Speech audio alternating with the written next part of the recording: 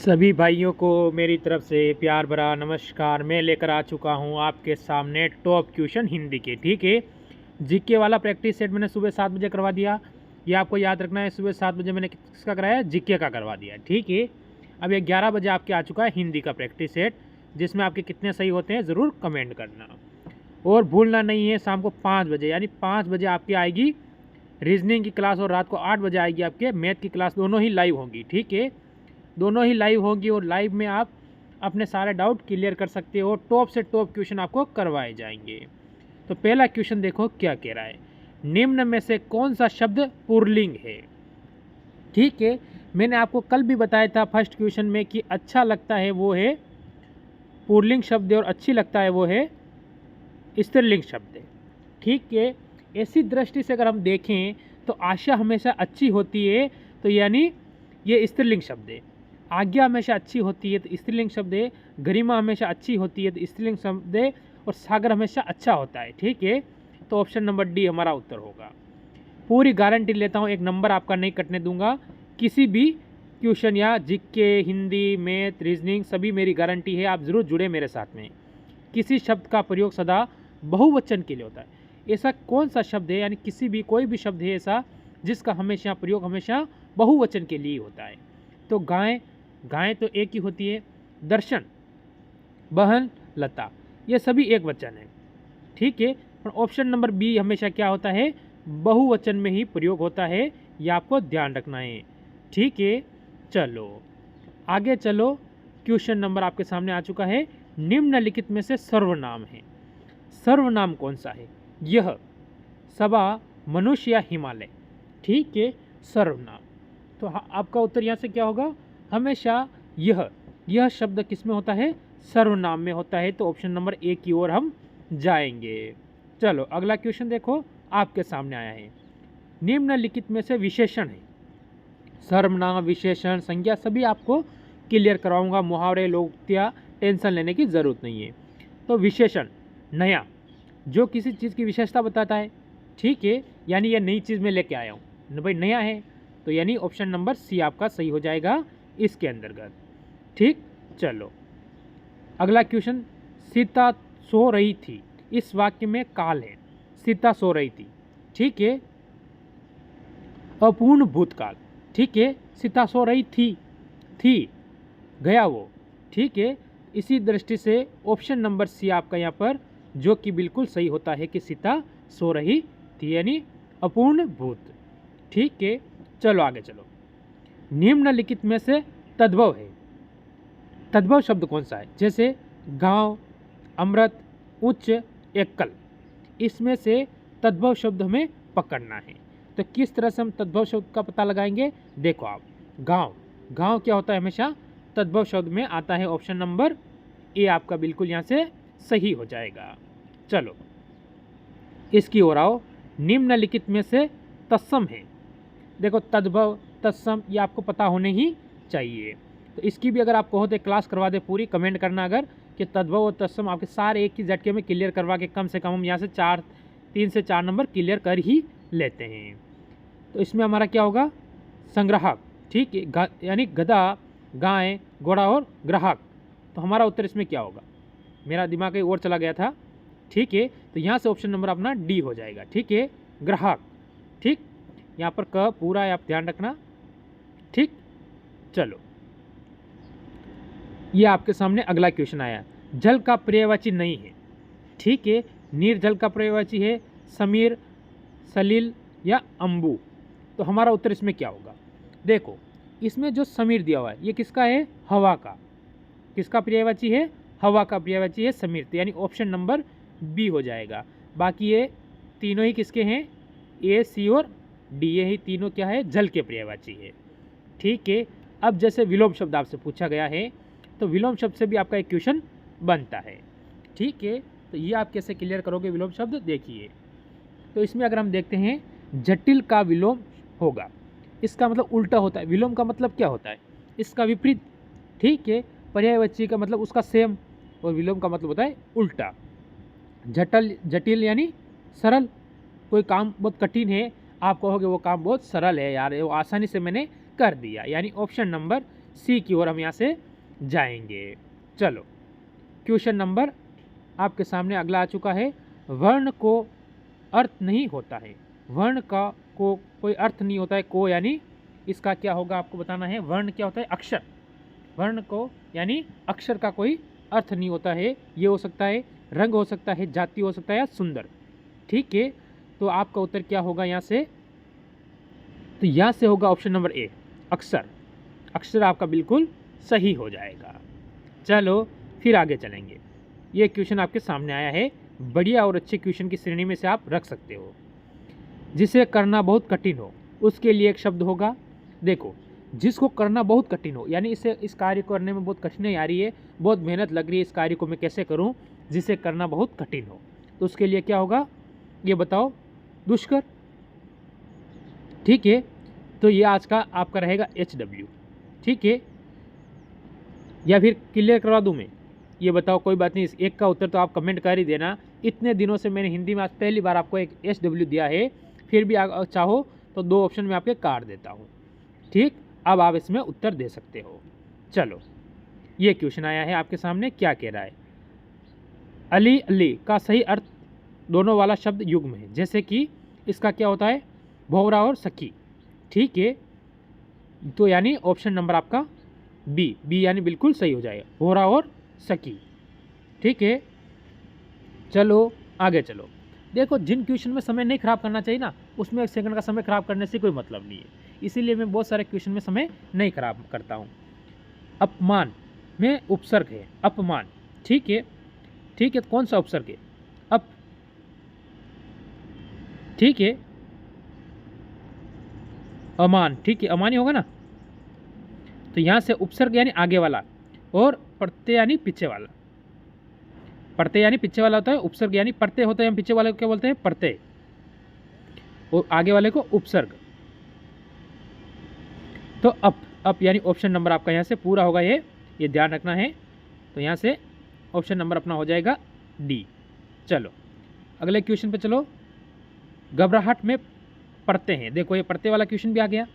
इसी प्रकार पूछ रहा हूँ मैं कि प्रत्यय वाले में क्या होगा। ठीक है, तो यहाँ से हमारा उत्तर क्या होने वाला है?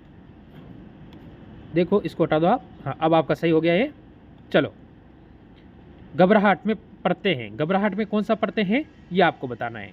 आहट, घबराहट यानी आहट।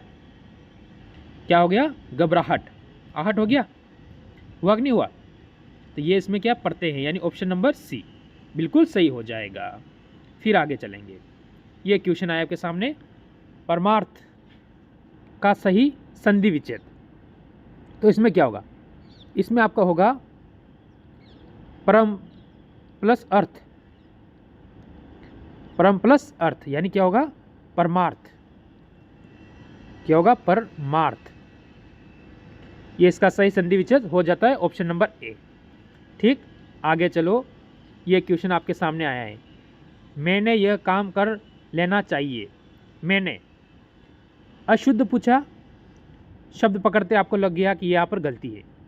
ठीक है, कि मुझे ये काम कर लेना चाहिए। ठीक है, तो यहाँ पर गलती ऑप्शन नंबर ए। शब्द पढ़ोगे, ऑप्शन पढ़ोगे ना, आपको गलती क्लियर हो जाएगी। फिर इसमें आओगे आप, देखो राजपुत्र में समास है, राजपुत्र यानी भाई पुत्र, राज यानी किसका है? तत्पुरुष। भाई अपना एक संज्ञा दे रहा है पुरुष की, तो ऑप्शन नंबर आप यहाँ से आओगे ऑप्शन नंबर डी की ओर, तत्पुरुष। ठीक है, ये आपको ध्यान रखना है। चलो अगला क्वेश्चन आया आपके सामने, क्या कह रहा है? अच्छा लगे तो एक बार लाइक कर दो यार, लाइक नहीं किया आप लोगों ने अभी तक क्लास को। ठीक है, आम खाया जाता है में कौन सा वाच्य? ठीक है, आम खाया जाता है तो कौन सा है? कर्म। भाई आम खाने का काम कर रहे हो ना आप, तो option number D, sorry B, B बिल्कुल सही हो जाएगा। फिर आ गया ये, निम्न में से अव्यय हैं। ठीक है, तो कौन सा है? जैसे कि वर्तमान, नया, तथा और सुंदर। तो कौन सा अव्यय है इसमें आपको क्लियर कर देना है। तो किसकी ओर जाओगे आप यहाँ से? तो आप सभी जाओगे ऑप्शन नंबर यहाँ से तथा। ठीक है, ऑप्शन नंबर सी की ओर जाओगे, जो बिल्कुल सही हो जाएगा। फिर आता है ये क्वेश्चन, हिंदी में अल्प विराम का चिन्ह है। अल्प विराम यानी बीच में रोकना। आप ऐसे चिन्ह लगाते हैं ना, हिंदी के अंदर आप कुछ लिखते हो, एप्लीकेशन ले लो या कुछ भी पत्र वगैरह लिखते हो, तो इसमें ऑप्शन नंबर डी की ओर जाओगे। पूर्ण विराम में इसकी ओर चले जाते हो, अल्प विराम। ठीक है, इन शब्दों का आपको पता होना ही चाहिए। फिर आता है मुहावरा। क्या आता है? मुहावरा। नाक कटाना मुहावरे का अर्थ क्या होता है? अगर किसी का नाक कटवा रहे हो तो उस मुहावरे का अर्थ क्या होता है? खून बहाना, ये तो कोई होता नहीं है। ठीक है। बदनामी होना, हाँ। नुकसान होना नहीं होगा। इज्जत करना, इज्जत अगर नाक कटेगी इज्जत कहाँ से करोगे? इसीलिए ऑप्शन नंबर बी बिल्कुल सही हो जाता है। अब आएंगी लोकोक्तियाँ। देखो, काला अक्षर बेहस बराबर का सही अर्थ आपसे पूछा गया है कि ये काला अक्षर इसके लिए क्या है? बेहस बराबर है। ठीक है, तो अपन को बताना है कि काला अक्षर बेहस बराबर का अर्थ क्या होने वाला है।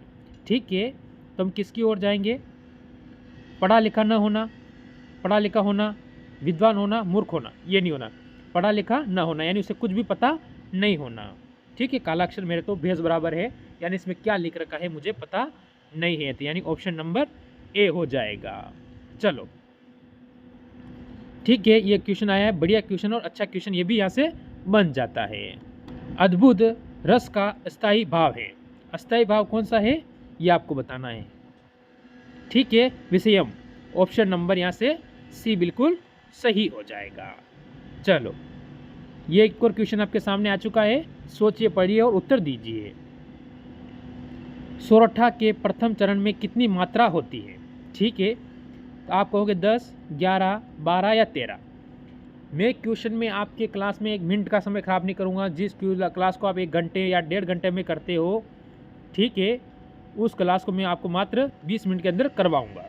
ठीक, option number B. Option number B 11 आपका बिल्कुल सही हो जाएगा। चलो, एक और क्वेश्चन आया, निम्नलिखित में से कौन सा शब्द अलंकार नहीं है?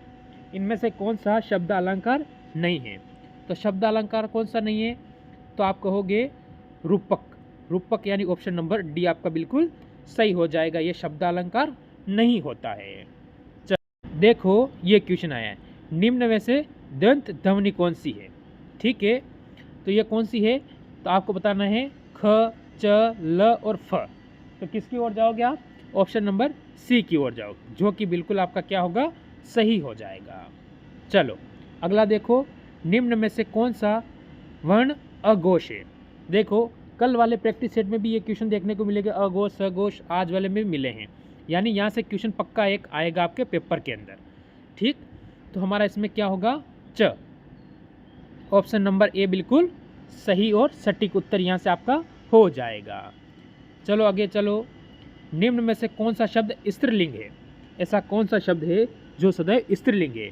ठीक है, सौभाग्य अच्छा होता है, अच्छी नहीं होता है। ठीक है, सुंदरता हमेशा अच्छी लगती है। ठीक है, आपको नहीं कि क्या सुंदर है, क्या कितनी अच्छी है, कितनी सुंदर पुस्तक है। ठीक है, तो ऑप्शन नंबर आप यहाँ से बी की ओर जाओगे, जो बिल्कुल सही और सटीक उत्तर आपका यहाँ से हो जाएगा। देखो, उपयुक्त क्वेश्चन को पढ़ें आप, जो से गद्यांश के आधार पर ये क्वेश्चन है आपके लिए और बढ़िया क्वेश्चन है, कोई कमी नहीं है इसके अंदर। देखिए क्या कह रहा है, हुमायूं कौन सा गुण था? हुमायूं में कौन सा गुण था?